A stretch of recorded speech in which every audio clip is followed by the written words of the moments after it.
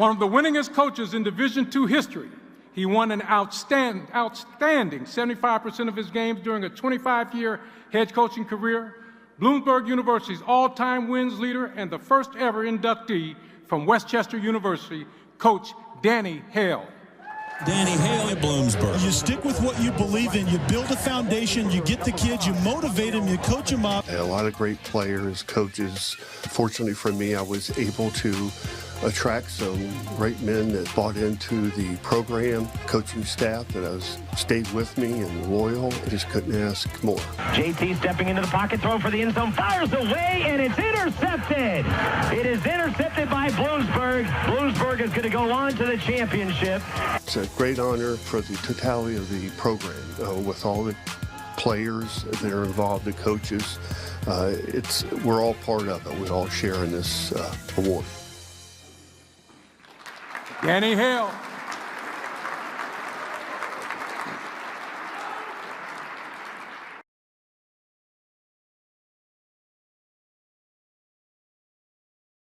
Getting back to it, we were talking about the whole pinch me moment of this whole deal, and yes. When it sinks in, and I want to ask you about your coaching career first of all. You coached at Westchester.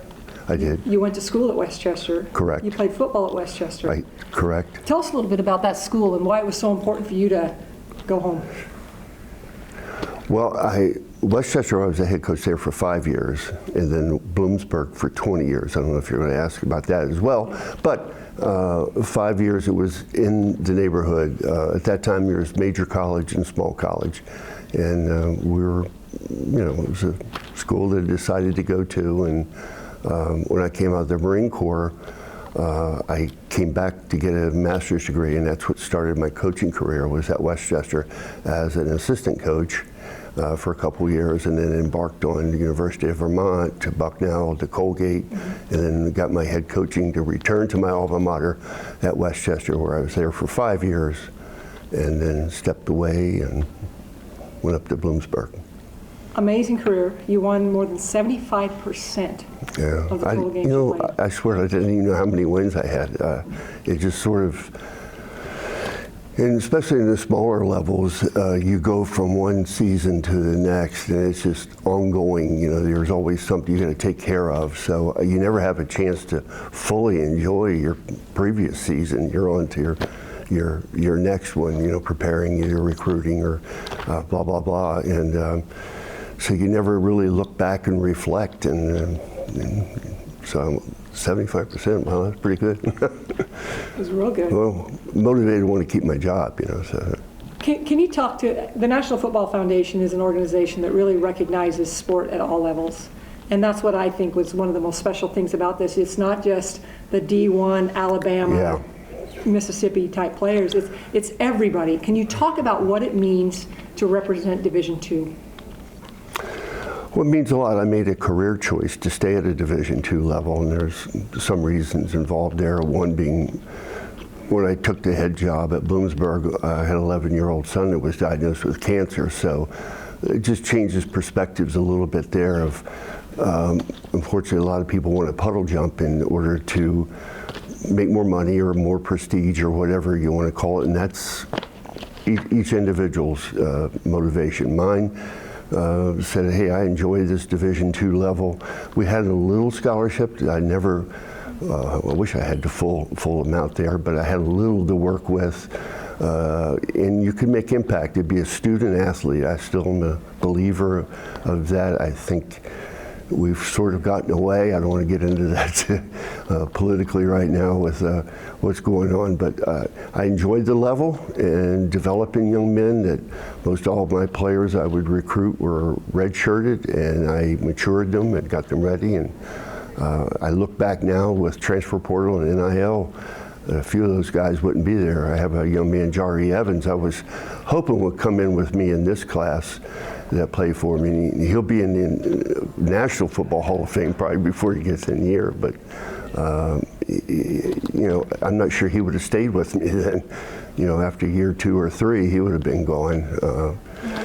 So I got a little long-winded there for you. No, that's okay. I know that once you finished your undergraduate degree and you finished your football career, as a player, you joined the Marine Corps. Correct. Can you talk to me about how the Marine Corps experience shaped who you became as a coach?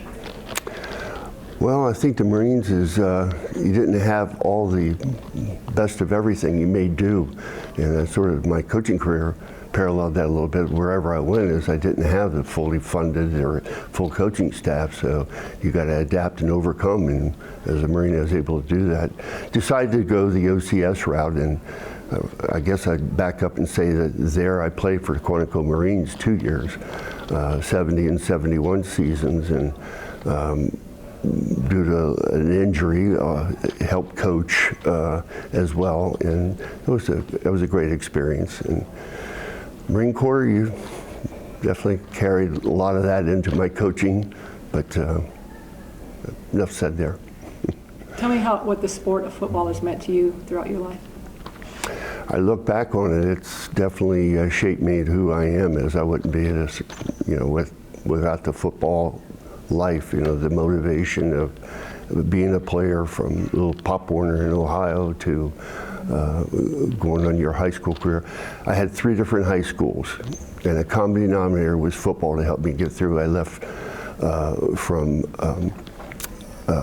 Greensburg, Ohio, playing there. I go to Atlanta, Georgia area, Marietta, Georgia, actually.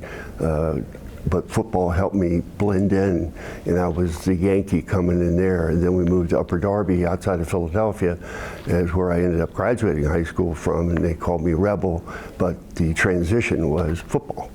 And you look at your career with football in the Marine Corps actually helped open a lot of doors. It's a pretty special game. Got that right. One more time, tell me what it means to be a member of the 2024 College Football Hall of Fame class. Smitty, I'm still pinching myself and to be part of it. I'm glad to be there to represent all the people that help support me and get there. The assistant coaches, the players, your family. It's a lot. There's a lot of people involved in order to achieve these goals, and it's. I'm still surprised. There's a lot of great coaches out there. And you're one of them. And thank you.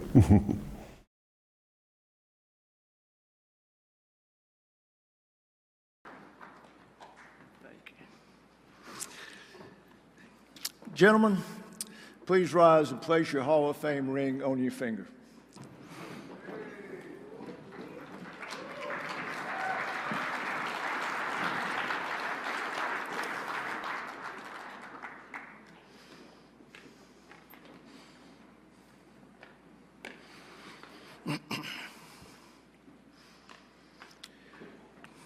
Justin Blackman, Paul Cameron, represented by Scott Cameron, Tim Couch, Warwick Dunn, Armani Edwards, Deion Figures, Larry Fitzgerald, Toby Gerhardt,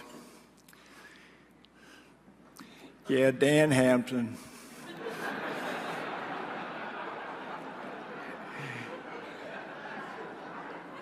Steve Hutchison, Antonio Langham, Julius Peppers, Paul Posluszny, Dewey Selman, Alex Smith, Kevin Smith, Chris Ward, Danny Woodhead, Coach Mark D'Antonio, Coach Danny Hale, and Coach Frank Solich.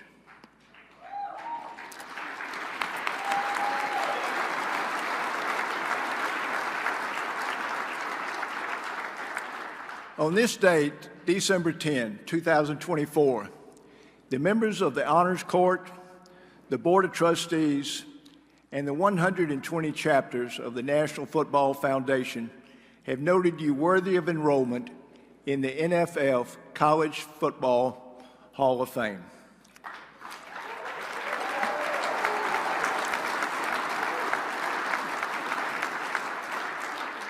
Distinguished by strength of soul, mind, and body, You have added to the endowment of American manhood and have served us as an inspiration to the youth of our land, who will succeed you in that enormous role of leading the greatest of all teams, the United States of America.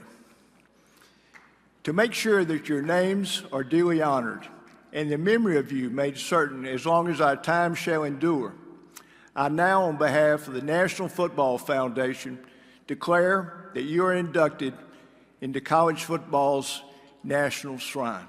Congratulations.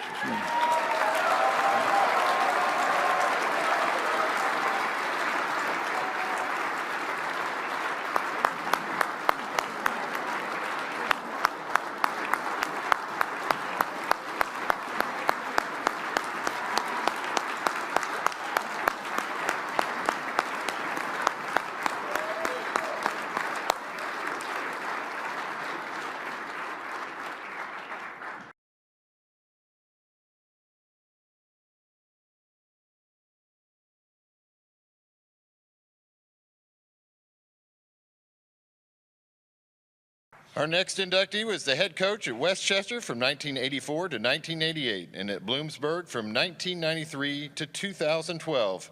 Danny Hale produced an overall record of 213, 69, and 1, winning an impressive 75.4% of his games. He is the winningest coach in Bloomsburg history and was named the AFCA Division II Coach of the Year in 2000. Coach Danny Hale.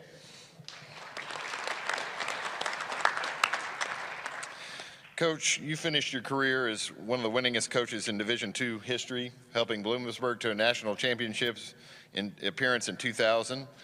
But perhaps your most memorable game was the comeback victory over UC Davis in the semifinals that season. Can you tell us a little bit more about that improbable win? Oh, that was improbable. Being down 19 in the fourth quarter and then come back and score 29 points, it ain't over till it's over. I'll make it short because I don't know about any of you, but I got to go to the bathroom here. Yeah. Here, 2 cups of coffee and all that, and Coach Solich and I. Anyway, that was a great moment. Coach, you played college football at Westchester and got your first head coaching opportunity at that university. Was it hard to leave your alma mater for Bloomsburg, and did you know it was the right decision? You know, I'm a blessed man, and I followed the Lord's lead, and there was a reason that I left Westchester on a winning note and haven't done really well there, but walked away from it, and there's a woman right down there taking my picture right now. My wife will be 56 years married here on March 1st, and made that move. She didn't realize I was going to resign. Then we became entrepreneurs at bought a motel in Hershey, PA, and coached high school football for 4 years, and with my buddy that I was in the Marine Corps with, went to school with, and enjoyed that, but had an opportunity to go to Bloomsburg, and I went up. But answer to your question, it was a little difficult, but I figured either way, whenever I played Westchester, I was either a proud alumnus or kept my job another week. Ladies and gentlemen, Coach Danny Hale.